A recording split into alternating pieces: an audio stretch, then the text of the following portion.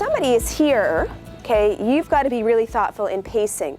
But no, if they're down here, they're down in the dumps, literally. They're in negative inner dialogue. And so coming over and having some compassion and, I see like you're thinking some things through here. Yeah, and just honoring where they're at. Yes? Is that why, like, if a kid gets in trouble or they're upset, they're always looking at What do you think? It's interesting because it takes them down, and especially if they're going this way, they're in negative dialogue. Now, if they go to the right, we're in our feelings, which again, may or may not be positive, okay? Right? So if we're going down to the right, we're having a kinesthetic experience, okay? Again, could be negative, right? Yes, could be positive though, could be positive. So actually it's really good if you have someone kind of, if they're processing with the Disney strategy or whatever, and they just kind of like, sometimes people will bring their hands in and just really seal it. Okay, if they bring their head down a little bit, it's like we're really sealing in those feelings. Be very supportive. Yes? I noticed that this is for a right-handed person. Yes. So is it the opposite? It's the opposite for a left-handed person, yeah. So this is why it's not an exact science, right?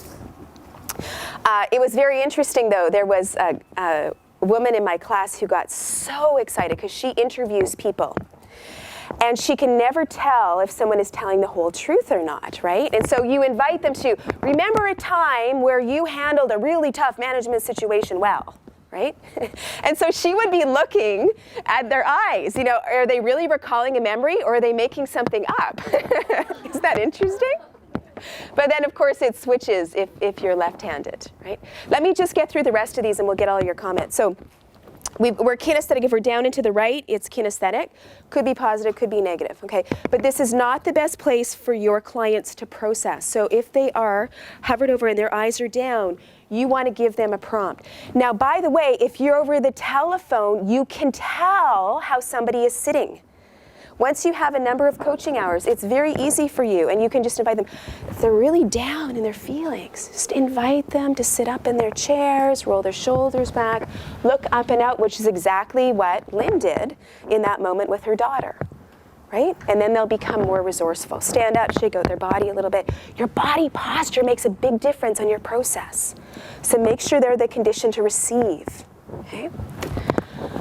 Auditory construct. Eyes to the right. So, if you're looking to think of a great speech, you are looking to create new music, new lyrics or something, right? What's the right thing to say in this situation? Eyes over to the right. Okay?